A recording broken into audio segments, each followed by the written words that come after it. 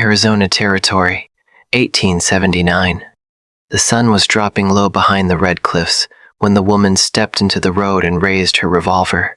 Dust hung in the air, glowing orange in the dying light. The wagon creaked to a stop, and the horse stamped once, uneasy. The man holding the reins blinked against the sun and slowly lifted both hands. He did not shout or curse. He only studied her, calm in a way that made her grip the gun tighter. She told him to step down from the wagon. Her voice was low and steady, but it scraped her throat on the way out. She warned him she did not want to shoot him, but she would if she had to. He nodded and climbed down from the bench with care, boots crunching against dry gravel. He kept his hands raised, palms open like he had nothing to hide. He said that if she planned to rob him, she should at least know his name. She snapped back that she did not care what his name was. She wanted the wagon and whatever was inside it. He smiled faintly and said she would care. Then he told her his name was Elias Thorne. Something about the way he said it unsettled her. She cocked the hammer and told him to back away. He did slow and careful, never breaking eye contact. The horse pawed the dirt and snorted. He asked if she was alone. She told him it was none of his business. His eyes moved over her then, not the gun, but her face, the dirt on her skirt, the frayed shawl around her shoulders, the way she stood like someone who had already lost everything worth losing. He said she did not look like a thief. She told him he talked too much for a man staring down a gun barrel. He said whatever she thought he had, there was not much of it. She climbed onto the wagon seat and grabbed the reins. She said she would take her chances. Then she noticed the crate behind the bench. She pried it open and found flour, dried apples, and a small sack of coins. Her hands shook as she gathered it all. That was when he told her she forgot one thing. She spun toward him, gun still trained on his chest, and demanded to know what. He brushed dust from his coat and said his last name. The words made no sense to her. He explained that if she was going to steal his wagon, she might as well take his last name too. Her anger flared, sharp and desperate. She asked what that was supposed to mean. He stepped closer, voice gentle. He said she did not want to rob him. She wanted help, and he was offering it. Her knees buckled before she could stop them. The gun slipped from her fingers. She fell from the bench, hitting the ground hard. Elias was there in an instant, catching her before her face struck the dirt. She tried to push him away, but her arms had no strength left. She muttered that she had not eaten in 2 days. He said he figured as much. She told him to leave her alone. He said he would not. He wrapped his coat around her shoulders and asked her name. After a long moment, she told him it was Julietta James. He repeated it like it mattered. Then he lifted her onto the wagon bench, handed her water, and turned the horse east toward his camp. She woke to the smell of beans and bacon. A fire crackled nearby. Elias sat across from it, stirring a tin pot. The wagon stood untouched, and the horse grazed quietly behind it. He told her she was safe. She asked why he had not taken her to the sheriff. He said she did not belong in a jail. She belonged somewhere safe. She scoffed and told him he did not know anything about her. He said he knew enough. She was hungry. She was desperate. And she was not a killer. Silence stretched until she whispered that she had 2 children, a girl and a boy, 7 and 5. Their names were Della and Drew. She told him they were back in Prescott, or they had been. She had left them with a woman she trusted. When she returned, the children were gone, sold off as labor. Elias crossed the space between them and placed a plate of food in her hands. He said they were going to get her children back. She asked how. He said he had a wagon, horses, and connections across the territory. She could help him move goods. He would help her find her children. She asked why he would do that. He said he believed in second chances, and because she had tried to rob him instead of begging. That took grit. She told him he was either the kindest man she had ever met, or the dumbest. He smiled and said, maybe both. They rode together the next morning under a pale blue sky. Julietta sat beside him, holding a map he had drawn for memory, each town marked with care. Days passed in quiet rhythm. They camped near creeks and cottonwoods. Elias never pushed her for answers. He gave her space and steadiness. One night, she caught him watching her by the fire. He only said he was glad she was there. She lay awake, listening to his breathing across the flames. For the first time in years, she did not feel alone. If this story is touching your heart already, let me know in the comments where you are watching from, and if you have ever gone through something similar. Also, tell me what you would like me to improve in future stories. By the 6th day, they reached a small town. A boy at the trading post said 2 children matching her description had been sold to a rancher outside town weeks earlier. Julietta gripped the edge of the wagon, hands shaking. Elias told her there was only one way to find out. They rode hard toward the ranch as the sun climbed higher. She prayed under her breath the whole way. The ranch sat low in a shallow valley, surrounded by dust and scrub. A few crooked fences leaned against the land like they had given up long ago. Julietta's chest felt tight as the wagon rolled closer. Every mile had filled her with hope, and every mile had threatened to break her heart all over again. A tall man stepped out from the main building, wiping his hands on his trousers. Elias climbed down first, his posture calm but firm. Julietta followed, her legs unsteady as her boots hit the ground. She told the rancher they were looking for 2 children, brown hair, a girl named Da and a boy named Drew. The man frowned and said he had bought a pair like that. Quiet children, good workers. Julietta felt the world tilt. Elias stepped slightly in front of her without thinking, like it was the most natural thing in the world. He said they would pay double what the man had given for the children. The rancher squinted at him and asked if the children were theirs. Elias answered that they were hers and that they were taking them back. The man's eyes moved from Elias to Julietta. He noticed how Elias stood between them, steady and unafraid. He noticed how Julietta's fingers clutched Elias's sleeve, white-knuckled and shaking. After a long moment, the rancher spat into the dirt and waved a hand toward the shed. He muttered that he had not wanted them anyway. Julietta ran before he finished speaking. The shed door creaked open. Inside, crouched on a pile of hay, were her children. Smaller than she remembered, thinner. Their eyes were wide with fear. She said Della's name like a prayer. The girls stood slowly, unsure. Then, said Mama. Julietta fell to her knees and pulled both children into her arms. She cried into their hair, holding them like she might never let go. Their small arms wrapped around her tight and trembling. Elias stayed back, giving them space. When Julietta finally looked up at him, her face streaked with tears, she met his eyes and whispered, "Thank you." That night, the children slept curled together in the wagon bed. Julietta sat by the fire, staring into the flames, her body exhausted and her heart overflowing.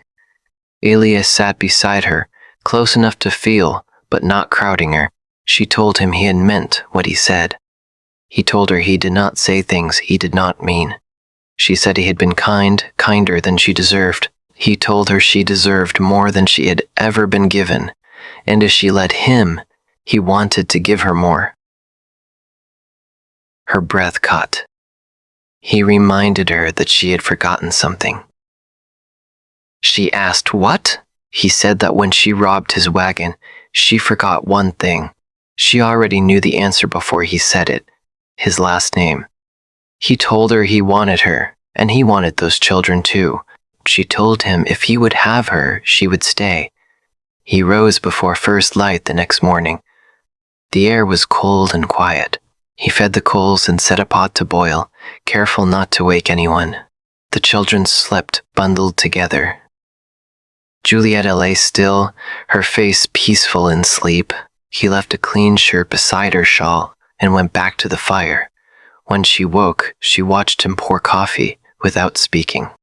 Her hair had fallen loose from its braid. She looked softer now, unguarded. She said she had not expected to sleep so deeply. He told her she needed it. She talked about how Dila spoke in her sleep and how Drew ground his teeth. Elias said he had noticed. She asked if he had ever had children. He said no. He had wanted them once. Life had turned sideways. She asked if he had lost someone. He told her about a woman named Anna. Fever had taken her before winter. Julieta looked down, understanding without words. She told him she did not know where to go now. Prescott had burned her. She could not risk certain lands with the children. Elias told her about an old homestead near Sinita. The roof needed fixing, but the well was clean. He said it was hers. She wanted it.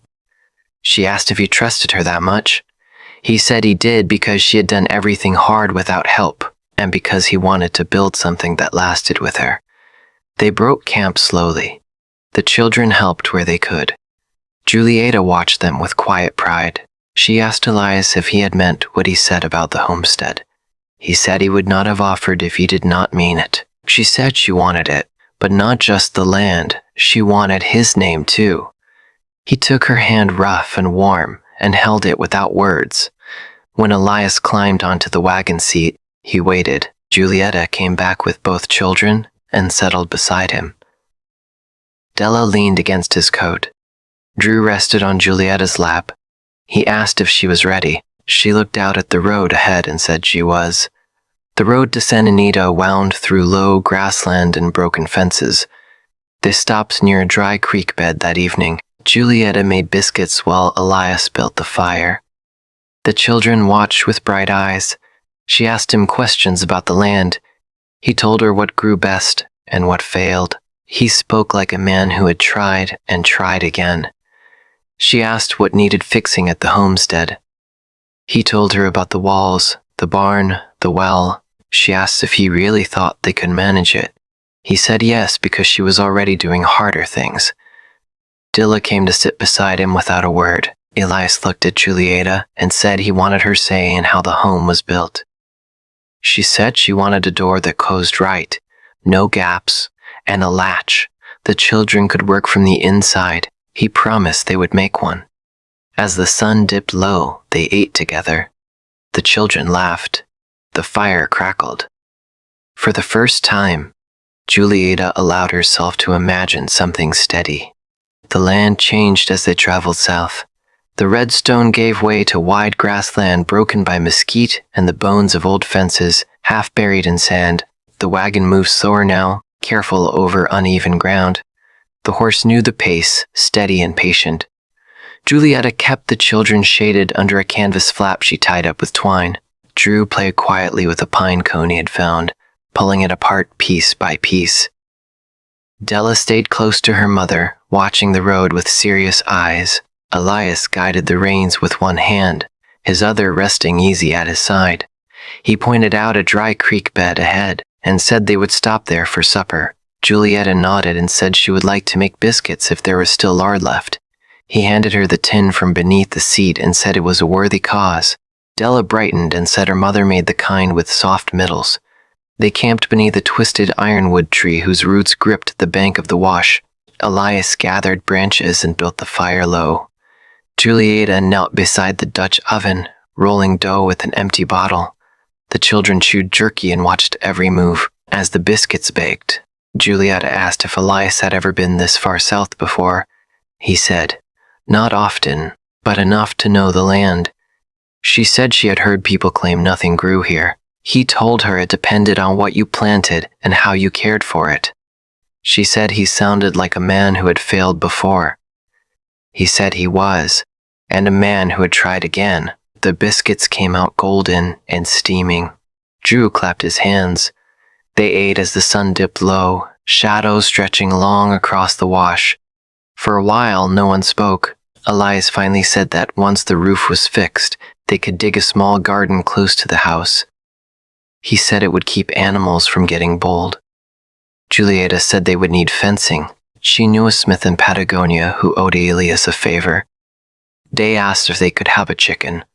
Julieta smiled and said maybe two, but only if she helped feed them. Day promised she would. When night settled in, Drew fell asleep, curled against his sister. Julieta stayed near the fire, legs tucked beneath her. Elias sat across from her, rubbing a blister on his palm. She brought him a scrap of cloth and a small jar of salve. She wrapped his hand without speaking. He watched her face, the careful way she worked. He asked if she ever thought about what came after all this. She said she tried not to get ahead of herself. He said he did. He thought about her on a porch at sunrise, about children chasing chickens, about tired hands and dust-filled boots, the kind of tired that meant something. She met his gaze across the fire and said, "Then they had better make it last."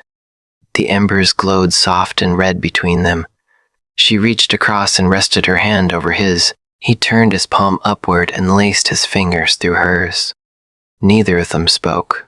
The first sight of the homestead came with a hard wind. Dust swept sideways, carrying the smell of dry sage. The roof leaned and the door hung loose on one hinge. Still, Julieta stared like she was looking at something holy. Elias stepped down first and offered his hand. The porch creaked but held. Inside was dim and hot, thick with the scent of old wood. A rusted stove sat in the corner. A narrow cot leaned against the wall. Julieta opened the shutter and let light spill across the floor. Della touched a cracked mug on a shelf. Drew crouched to watch ants trail along the wall. Elias said he would sleep on the wagon until they cleared space. Julieta said they would need a second cot the children could share. She would build it. Outside she stood and took in the land. Gold grass, mesquite, distant hills, a hawk circling high. She asked about the well. Elias pumped it until water spilled out cool and clear. He said it would hold.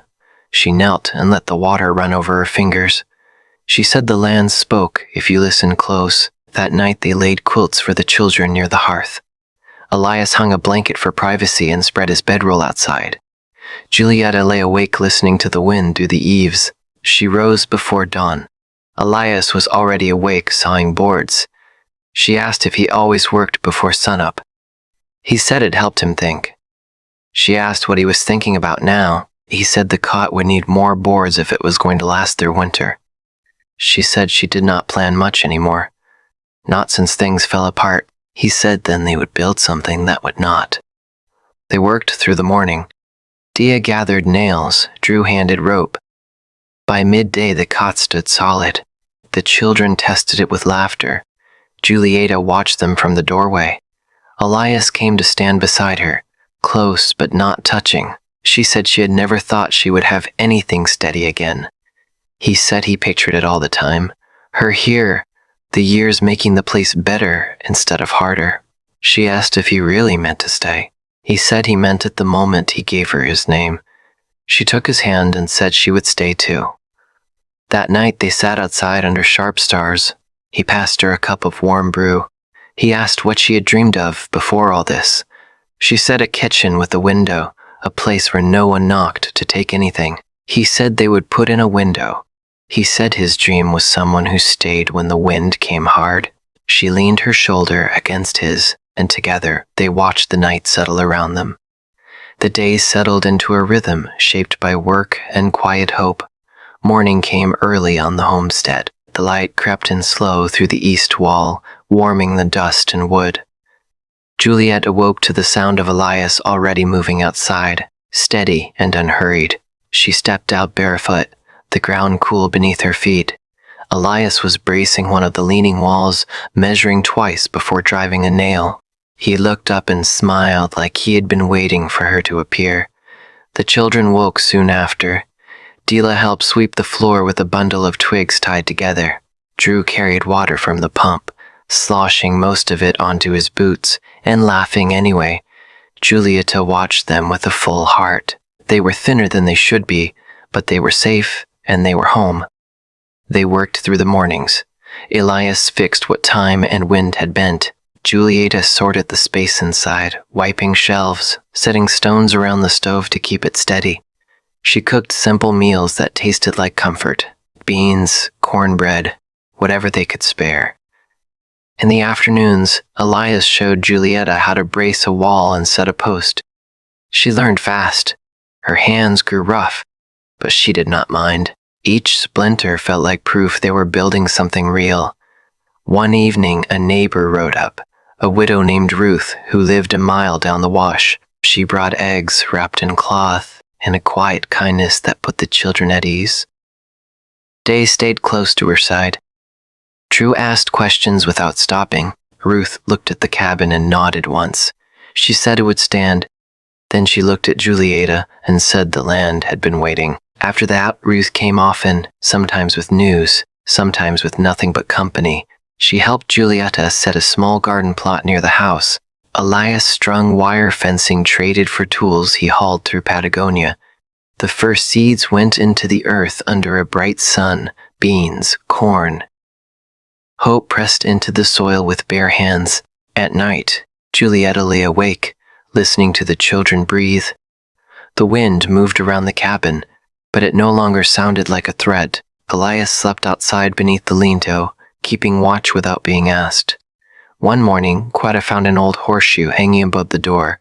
Elias said he found it beneath the floorboards. She touched it later when no one was watching and whispered a thank you to whatever luck still listened. The door came next. Elias built it solid, no gaps, a latch the children could reach from the inside. When it closed for the first time and stayed closed, Julieta pressed her palm to the wood and felt something settle deep in her chest. The rains came late that year. When they finally arrived, they came gentle and steady. Water slid from the eaves into shallow puddles around the porch stones. Julieta stood in the doorway barefoot, skirts damp at the hem, watching the earth drink. Inside, the children practiced numbers on a slate Elias had traded for. Drew sneezed from the dust. De hushed him with serious authority. Julieta smiled and turned the cornbread in the oven. Elias came in from the barn, shirt dark with sweat. He said the roof was holding, not a single drop inside. That evening, Julieta handed him a folded paper she had been holding onto for days. The judge had signed it.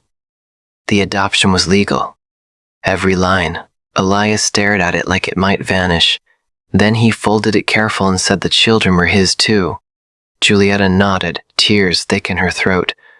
She said they had been from the start. This just made it known. The next morning they rode out to the edge of the property together. Elias had set posts beyond the garden. The children stayed with Ruth, safe and happy. Julieta took the reins of the mule hitched to the small plow. Elias asked if she felt ready. She narrowed her eyes and told him not to doubt her. She walked the mule forward, guiding it straight. Elias followed beside her, adjusting the blade depth. They worked until the sun climbed high and sweat darkened their backs. By the end of the day, the rows were clean and even. At supper, they ate outside to catch the breeze. Della wore a necklace made of split mesquite pods. Drew played with a small whistle. Elias carved from cedar.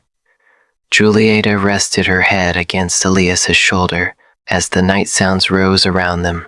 She said she never thought she would want to stay in one place. He told her she did not have to go anywhere now. She said it was not just the land, it was what they were making of it. He kissed her temples slow and sure. Later, when the lantern burned low, Julieta stood by the window and looked out into the dark. Elias came up behind her and wrapped his arms around her waist. They talked about tomatoes, about cucumbers, about building a smokehouse before fall. He said this life felt earned. She said it was every mile, every splinter, every long night. He kissed her then, not rushed, not uncertain, the snorts in Clear's throat. Kind of kiss that held a promise inside it. She did not pull away. The seasons shifted without asking permission. Spring eased into summer, and the land answered the care they gave it. The beans pushed through first, green and stubborn.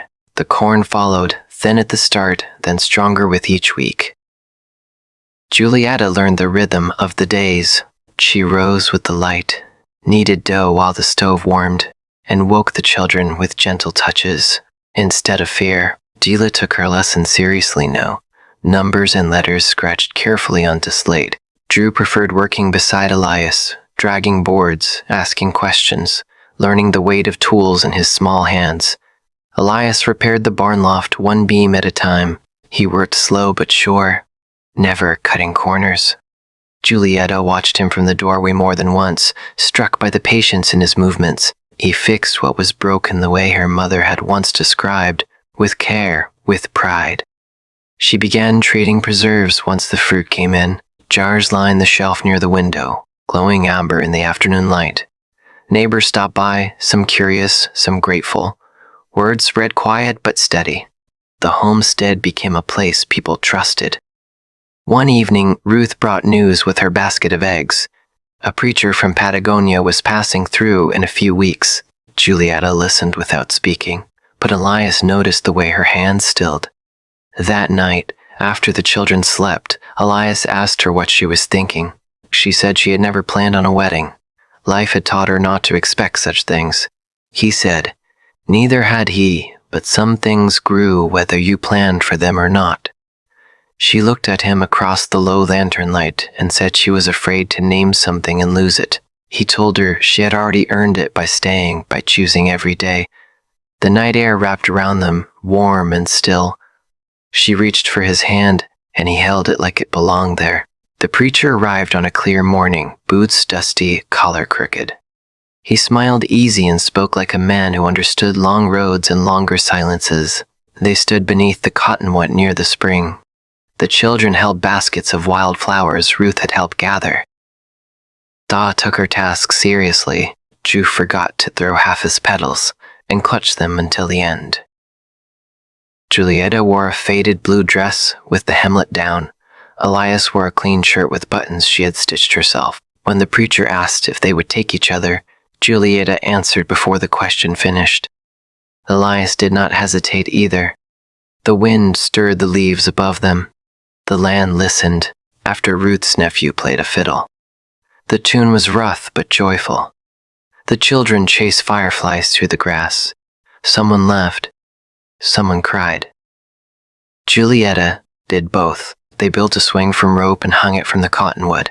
Dila pushed Drew until his laughter echoed across the field. Elias and Julietta sat on the porch steps, fingers laced, watching the home behind them glow warm in the dusk. That night, when the lanterns dimmed and the world went quiet, they lay beside each other. No fear, no need to run, just the steady rise and fall of breath, and the comfort of knowing where they belonged. Summer deepened. The hens laid regular. The garden held. Elias added braces to the barn and cleared the spring pipe. Julietta expanded her trade, swapping preserves for cloth, nails, chalk. The children grew taller. Drew lost a tooth and insisted Elias keep it safe. Della learned to read simple words and practiced them aloud by the fire each night. One evening, Julietta stood at the window and watched the sky turn purple. Elias came up behind her, arms settling around her waist like they had always been meant to. He asked if she was happy. She said she was, not because life was easy, but because it was honest. He kissed her hair and said they would plant tomatoes next year, and cucumbers and maybe squash. She smiled and added a smokehouse to the list. They talked about winters, about repairs, about nothing at all. The home held. There were hard days, still storms that tested the roof, sickness that lingered too long, worries that crept in late at night. But they faced them together, steady and unafraid. One night, Julietta said she had once believed kindness always came with a cost. Elias told her sometimes it came with a name instead. She rested her head against his chest and listened to his heartbeat, strong and sure. Outside, the wind moved gentle through the grass. Inside, everything held. The years did not rush by, but they did not stand still either. Time moved the way the land did, slow and steady, shaped by weather and work. The homestead settled into itself, boards weathered smooth by wind and sun, paths worn clear by familiar footsteps. Julietta awoke each morning to the same quiet promise. Light through the window. Elias had cut with his own hands, the soft sounds of the children stirring, the smell of coffee warming on the stove. She no longer woke with fear in her chest. She woke with purpose. Dilla grew into her seriousness. She learned to read well and read aloud every evening, her voice steady and proud. Drew followed Elias everywhere, asking endless questions and trying to carry more than his small arms could manage. Elias never told him to stop. He showed him how to balance the weight instead. The land gave back what they gave it. The garden expanded. The smokehouse wore out before the first cold nights. The barn stood straight and strong. Neighbors came and went, but the home stayed rooted. Julietta's preserves became known across the nearby towns. People trusted her hands, trusted her word. She traded fair and never took more than she needed. At night, when the work was done, she sat beside Elias on the porch and watched the sky change colors. One evening, a hard storm rolled through. Wind pressed against the walls and rain struck the roof with force. Julietta stood inside, heart tight, listening. Elias only checked the beams once, then came back and sat beside her. The house held. She reached for his hand, remembering the woman she had been on that road years before. Hungry, desperate, alone. She wondered sometimes how close she had come to losing everything. Elias squeezed her hand once, grounding her without words. Winter came softer than expected. The children learned to trap cold air with quilts and laugh at their own breath fogging the room. Elias told stories by firelight. Julietta mended clothes and listened, content. When spring returned, it brought green hills and new plans. Elias talked about adding another room. Julietta talked about planting fruit trees near the wash. They did not rush. They never rushed anymore. One afternoon, Julietta stood at the edge of the property, watching Dia help Drew practice reading signs Elias had carved. She felt something deep and steady settle inside her. Not excitement, not fear, just knowing. Elias came up beside her, wiping his hands on his trousers. He asked what she was thinking. She said she was thinking about how a name could change a life. He smiled and said sometimes a name was just an invitation. That night, after the children slept, they sat together under a sky thick with stars. Julietta rested her head against his shoulder. She told him she never thanked him properly for stopping that wagon. He said she had thanked him every day since by staying. She laughed softly and said she had almost forgotten the words that started it all. He asked which ones. She reminded him about the last name. He told her he had never stopped being grateful she took it. The fire burned low. The land breathed around them. Nothing pressed in. Nothing was missing. Years later, travelers sometimes stopped at the homestead. They heard stories about a woman who once tried to rob a wagon and found a home instead. Julietta never corrected them. Elias only smiled. The road still passed by their land, stretching on toward places they no longer needed to reach. They had everything they were meant to carry, and every night when the lantern dimmed and the house settled, Julietta lay beside Elias and felt the quiet strength of a life built not from luck, but from choice. If this story moved you, please hit the like button and subscribe for more emotional love and breakup stories that will touch your soul.